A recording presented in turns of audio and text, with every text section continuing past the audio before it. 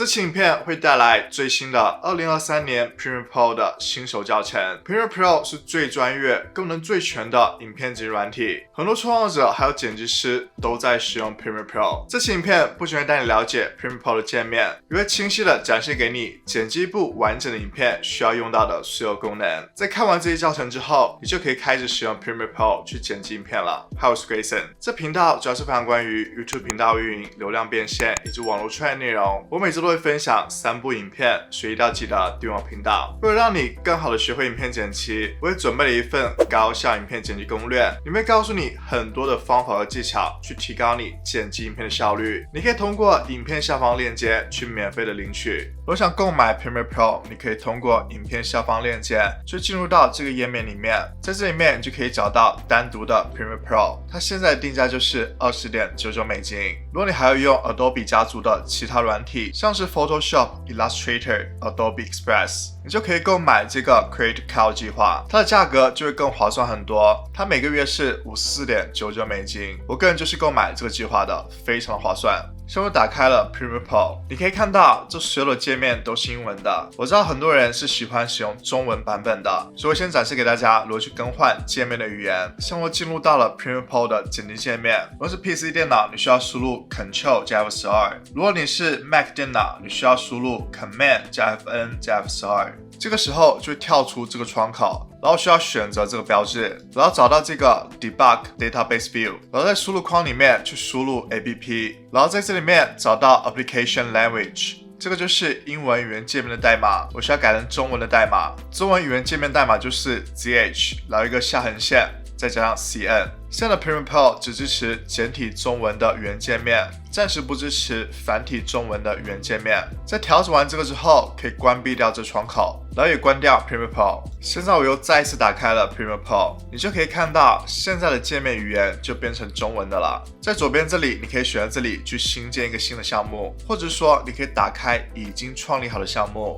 然后这里有个主页选项，就是可以让你快速的选择最近使用的项目。然后还有一个专门提供给你学习的选项，这里面会有很多 Premiere Pro 的教程。比如说我选择这个新建项目，这里面在左边会有很多你本地的选项，比如说你可以选择你本地主页的一些项目，或者是桌面上面的项目。一般来说，如果想要创建一个新的项目，首先需要加入一个新的标题，以及你选择存储的位置。在完成之后，你可以选择这里创建。像我进入到了 Premiere Pro 的剪辑界面了，你可以看到是有些复杂的，不过没有关系，在这期影片里面我会一步一步的讲解，带你了解 Premiere Pro。也许在你第一次登录到 Premiere Pro 的时候，你可能看到界面是和我这个不一样的。如果想要调整成和我一样的界面，你可以选择右上角这个工作区，这里面会有很多选项。一般来说，我是使用编辑这个选项，像这个就是我平时剪辑影片时候使用的界面。这里面还有专门针对调整颜色的界面，这个就是不一样的界面。所以就可以根据自己的喜好去选择不同的工作区界面。首先介绍一下整个界面，在左边就是原项目区，这个区域就是让你预览一下你本身的影片素材。在右边是项目区，你可以通过这区域去播放你正在剪辑的影片。然后左边就是媒体区，你可以导入你的素材，也可以加入一些效果。在右边就是时间线区，这个区域就是你主要的剪辑区域。这中间会有一排工具，待会我们会讲到。然后右边就是音量区，会展示给你音量的显示。我们在剪辑影片的时候，为了能够更好的整理我们的素材，我们是可以首先去创建几个文件夹的，对文件夹进行分类。我可以点击这里去新建素材箱，这个素材箱就是文件夹。你可以看到现在我就创建一个文件夹了，我可以给它命名，比如说这个是关于影片的文件夹，然后可以多创建几个，这是音频文件夹。然后这个是图片文件夹，像我就创建了3个新的文件夹了。你现在看到这展示的形式就是图标展示形式，我也可以选在这里去按照列表展示形式，你可以根据自己的喜好、自己的要求。通常来说，我是喜欢这种图标展示形式的，比较直观一些。在继续介绍下一个功能之前，如果你喜欢这期影片的分享，希望能够这部影片点个赞，这是对我的最大鼓励还有支持。然后就可以导入素材了，我可以进入到每一个文件夹里面，这里面我就可以导入我的影片素材。导入素材的方式有很多，比如说你可以双击这个区域，现在就跳出了一个新的窗口，这里面就是我想要导入的素材。我可以把影片素材先导入到这里，然后选择导入。现在我导入了这2个素材了，或者是我先删除掉，我采用另外一个更快的方法，我可以直接使用拖拽的方法。现在你就可以看到我的素材就被拖入到我素材区里面了，然后其他的文件夹也是一样，我拖入了音乐，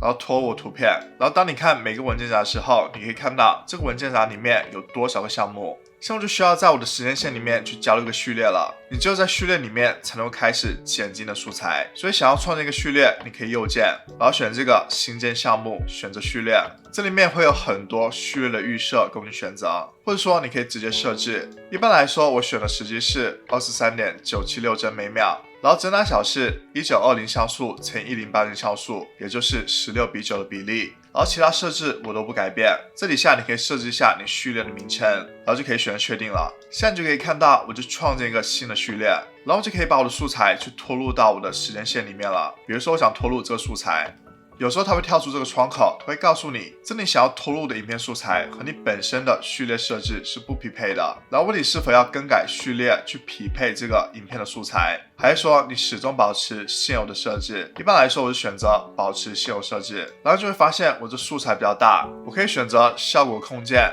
我可以把它调小一些，这样就调整到了合适的位置了。然后就会发现我这素材导入的时候感觉非常小，我可以点击底下的滚轮去展示出更多它的细节，或者是你可以按住键盘上面的减号就可以缩小，加号就是放大。然后这里面你可以看到有非常多的轨道，在 Premiere Pro 里面它的轨道是有分成视频还有音频的。你可以看到这里有个 V 的标志，就代表这是视频轨道1， V 就代表 Video， 然后音频轨道它打头是 A， 它就代表 Audio， 这是 A1 轨道，就代表这是音频轨道1。如果你觉得这轨道太小了，你想把它放大一些，你可以把你的鼠标移动到这个中线里面，然后往上拖，就可以把这个轨道进行放大。音频轨道也是一样的，往下拖，就可以把音频轨道进行放大。然后这里面有个锁的标志，就代表你可以锁定这轨道。你可以看到，当我锁定这轨道的时候，我就不能够拖动这素材了，我只有把它解锁的时候，我才可以拖动这素材。然后你也可以隐藏这素材，比如说我点击这个眼睛的标志，你就可以看到视频轨道1的内容所有都消失了，因为你隐藏了这个轨道。我只有打开的时候才能看到这里面具体的内容。音频轨道也是一样，你也可以锁住，或者是你可以静音这个轨道，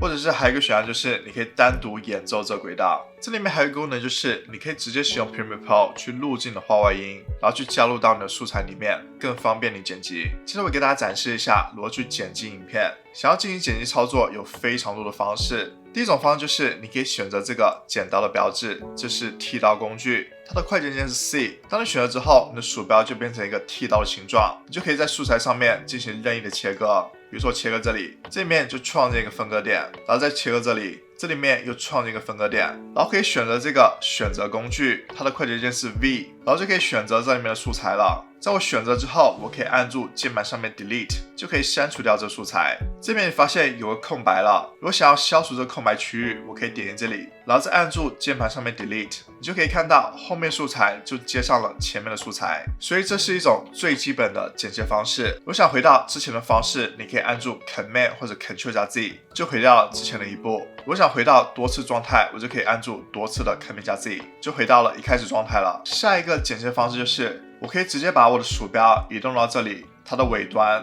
我可以往前拖，这就代表后面的这些素材部分就被我去除掉了。想要去除掉前面的部分也是一样的，我把鼠标移动到素材的前面，往后拖，这就代表前面的这一段素材是被我去除掉了。在第一个基本剪辑的时候，我们可以看到完成一次完整的剪辑需要有非常多的步骤，其实有一个更快捷的方式。比如说这里我创建一个切割点，这个时候我想去除掉这中间的部分，并且也想让后面的部分在我去除掉这中间部分的时候也马上紧贴着这前面的素材，我就可以按住快捷键 Q， 你就可以看到不仅是刚才那些部分被去除掉了，后面的素材也紧跟到了前面的素材上面。所以在我进行初剪的时候，我经常使用这两个快捷键，这样能够极大提高我的效率。或者往后剪也是可以的，比如说这里我创建一个切割点，我想要去除掉这里的素材，并且我希望后面这素材粘贴到我这时间点上面，所以我可以按住快捷键 W， 你就可以看到刚才的素材被去除掉了，并且后面剩下的素材也连接到了前面的素材上面。所以 Q 和 W 这两个快捷键在你剪辑的时候是非常好用的。接下来我们可以给影片里面去加入一个 B-roll，我现在的影片是我的主画面，它是属于 A roll。如果在这个画面上面再加入一个画面，那么那个画面就是 B roll。B roll 的主要作用就是能够丰富我影片，或者说能够更好的阐述我在影片里面所说的话。比如说，我可以把这素材就加入到影片里面去当成是 B roll， 但是我不想整个素材都变成我 B roll， 所以需要选择其中的一小段。这个时候我可以双击，在这里面我可以首先预览一下这个素材，我可以挪动这时间轴去预览一下这整个素材。比如说到这里，我想要创建一个点，这个是录点，我可以按住快捷键 I， 这里面我就创建一个点，这是我的录点。所有从录点往后的这些区域都被我选中了，就代表如果要选择的话，这后面覆盖的素材我都是能够拖到画面里面的。但是我想创建一个出点，我再移动这时间轴，比如说到这里的时候，我按住快捷键 O， 这里面我创建一个出点，那么从录点到出点，这所有的部分都是我选中的部分，我是可以拖到画面里面的。你就可以看到这一部分就被我拖到画面里面了。这里面还有2个选项，大家需要注意，你可以仅拖动影片素材的视频。比如说我选择一下，你就可以看到这个素材的视频被我拖动了，音频没有拖动。或者说你可以选择这个选项，仅拖动音频，你就可以看到它的音频被我拖动了，视频没被拖动。所以你就可以根据自己的需求去选择一下。像我拖入了这影片的素材，就加入到画面里面去作为 B roll， 然后我可以给这画面里面再加入一个文字，我选这个文字工具，然后选了这个画面，这面就输入了文本信息，然后选择工具，然后就可以挪动它了，挪动到我想要的位置，或者说我可以点击这里去把它放大，这样这文字就放大了，再挪动它区域。还有你可以选择这个效果空间，这面你也可以调节一下它的属性，比如说它的位置属性，它的缩放属性，你也可以让它进行旋转。通常来说，最简单的方法就是你可以点击一下，然后在这里面直接调整它的大小。我可以调整一下这个文字出现的时间，我需要让它和我的 B roll 进行平齐，然后可以调整一下文字的属性，在效果空间里面找到这文本，然后把它打开，这里面可以调整一下文本的字体，然后可以选择它的粗细，比如说给它加粗，这里面也可以专门调整一下文本大小，或者是底下你可以更改文字的颜色，比如说改成黄色，然后可以对文字进行描边，更改跟描边颜色，也可以给文字加入背景，这样文字就有背景了，可以把背景变大一些，或者是给文字加入个阴影，像的文字就有阴影有背景了，像是给这画面里面去加入一个文字了。除了文字之外，我们也是可以加入其他元素的，比如说画面里面我们可以加入图形，我可以选择这个矩形工具，当你长按之后，你可以看到还有别的工具，比如说椭圆工具、多边形工具。比如说我选了这个椭圆工具，然后在画面里面画一个椭圆形，你就可以看到就有个椭圆形了。来左边效果空间里面也可以更改一下形状的属性，比如说它的颜色、它的描边、它的阴影等等，然后你也可以变换一下它的缩放大小、它的位置等等。还是一样，最简单的方法就是你可以双击一下，你可以直接更改它的大小，或者是移动它的位置。在画面里面添加图片也是非常好操作的，这里面我可以直接拖入，像我的画面里面就添加了图片，我可以在这里面就选择缩放，把它变小，或者是我可以直接双击，这里面我的图片就被我选中了。还是一样，可以在这里面调整它大小，或者是移动它的位置，然后你可以选择它的混合模式，比如说我选择颜色加深，这时候你可以看到就有一个颜色加深的效果。也可以选择它的不透明度，你就可以看到我的图片就加入一个不透明度。接下来我展示一下如何去加入转场。首先我需要选择效果选项，在这搜索栏里面你可以输入关键词，或是你找到这个选项视频过渡，这里面会有不同的分类，比如说我搜索溶解，一般我使用的是交叉溶解，然后把转场拖入到我想要加入转场的素材上面，比如说我想要在这里面去加一个转场，像我可以看一下效果。现在可以看到2个画面相交的时候会有一个转场进行过渡，但是我们发现这个转场太长了，我可以把它调短一点，我可以把鼠标移动到它的尾端，把它缩短。这时候我们再来看一下，就可以看到这时候的转场时间就变得比较短了。在末尾的时候也是能够加入转场的，像在末尾也加入个转场，调整它时长。这时候我再播放一下，就可以看到会有个转场。在效果选项里面，你不仅能够加入转场，也还会提供给你非常多的效果选择。比如说我搜索模糊，一般我选的是高斯模糊，我可以拖到这素材上面，然后在这个效果空间里面就会多出一个高斯模糊选项，我可以调整一下模糊度，你就可以看到我的画面就被模糊了。通常在我影片里面，如果要展示一个图片，我采用的效果就是我会模糊掉我的主画面，然后图片会慢慢的变大。我接下来就展示给大家，这个时候我们需要用到关键人这功能。关键帧这个功能就是你去引导 Premiere Pro 从一个点运动到另外一个点上面。这时候我还是加入这图片，然后调整它时间。这时候我首先要进行缩放，把它调小一些，调整到差不多大小。这时候我要调整时间轴，在这起点，这里需要加入第一个关键帧，点击这里去加入一个关键帧。现在你就可以看到有个这样的关键帧了，然后再把时间轴移动到末尾。这个时候，因为我想要我图片去慢慢的变大，比如说现在我缩放调整成35，现在又创建一个关键帧，我们可以来看效果。就可以看到这图片慢慢变大了，所以这就是关键帧功能，它非常好用。如果想给画面进行加速也是可以的，比如说我想给这素材去进行加速，我可以首先播放这个素材，你可以看到这些车的行驶速度是比较慢的，我可以对它进行加速，我选择右击，这里有个速度持续时间，正常的速度是100%，现在就变成300%，也就是3倍的速度。你也可以在这里面选择倒放速度，当我确定的时候，你就可以看到它的时间就缩短了。可以来播放一下，就可以看到汽车行的速度就马上变快了。接下来我们就要加入音乐了，这里面音乐的使用，我希望大家一定要注意，特别是用在 YouTube 这个平台上面。如果你使用有版权的音乐到你的 YouTube 影片里面，那影片肯定会收到版权的警告，并且呢，影片是没有办法获利的。所以建议大家一定要使用无版权的音乐。这我推荐大家去使用 Artlist 里面的音乐。Artlist 是一个无版权的音乐平台，我所有的音乐都是来自 Artlist 这平台，非常的好用。我会把 Artlist 的链接也放到影片的下方，你可以去查看一下。这里没有导入音乐了，我会把音乐的轨道拉大一些，我们来听一下。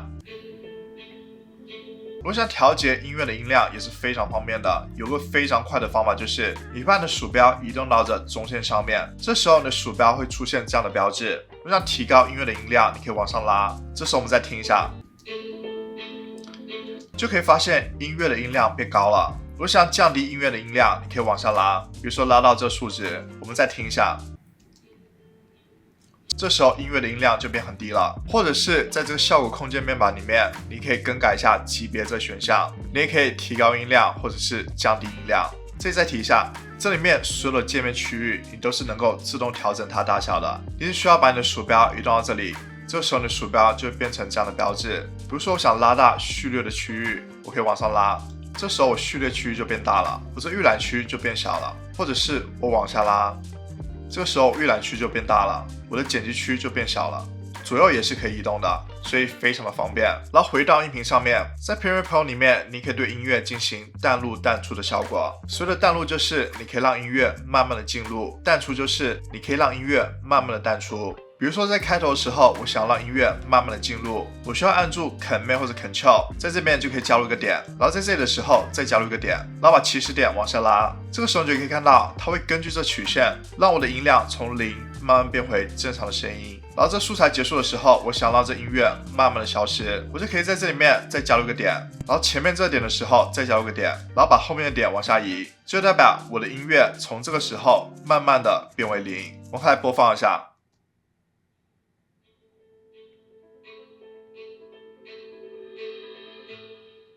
你就可以看到我的音乐是从慢慢进入的，然后回归正常，然后再从正常慢慢变为0，这就是音乐淡入淡出的效果。接下来告诉大家如何进行简单的调色。想要开始调色，我建议大家使用调整图层，在调整图层上面去建立调整颜色。想要新建调整图层，你可以点击这个新建项，然后选择这个调整图层，这里会根据你序列设置去进行匹配，然后选确定。现在我就建立了一个调整图层，把它拖入到剪辑区里面，然后想覆盖到我全部画面。这时候需要更换工作区，选择工作区，然后选择颜色，这里面会有很多选项。通常来说，我们可以选择基本校正，这边可以让你进行调整颜色、调整灯光。颜色选项里面，你可以调整颜色色温，往右就是变黄一点，也就变暖一点；往左就变冷一点，或者调整整个画面的色彩，它的饱和度。你也可以调整一下灯光属性，比如说你可以调整一下曝光，增加一些亮度，或者加入一些阴影等等，这些都是可以的。之所以建议大家在调整图层上面去调整颜色，就是有一个好处，就是如果不想要这个颜色设置了，我可以直接删掉，或者是隐藏掉，都是可以的，所以就不会影响到我原本画面里面本身的颜色。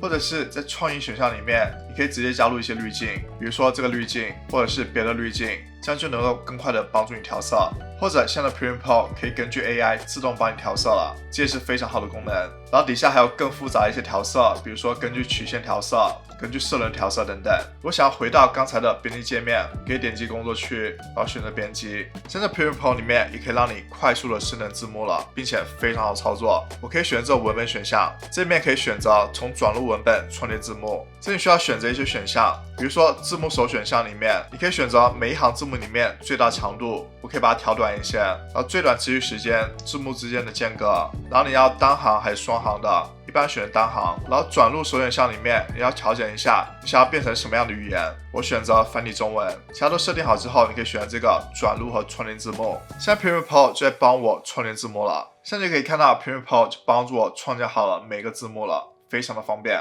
然后每个字幕你也可以进行编辑，去调整里面的信息都是可以的。在我们影片剪辑完成之后，就可以导出了。我需要选择这个导出选项，在这边你可以调整一下的文件名、项目的存储位置，然后预设。一般来说，我选的预设就是这个预设，然后格式是 H.264。这里面可以让你预览你整部影片，然后底下是你整部影片它一些数据。所有的完成之后，就可以选择这个导出。现在已经学会了如何去使用 Premiere Pro 去剪辑影片了。如果想了解更多关于 Premiere Pro 的教程，比如说用1分钟去制作极具电影感的黑边动画效果，你可以去看这个播放列表。如果你觉得这期影片对你有帮助，希望能够做影片点个赞，一定要记得订阅我频道，了解更多关于影片剪辑的内容。追踪 IG 能够和我有更多互动。那么下期影片再见，拜拜。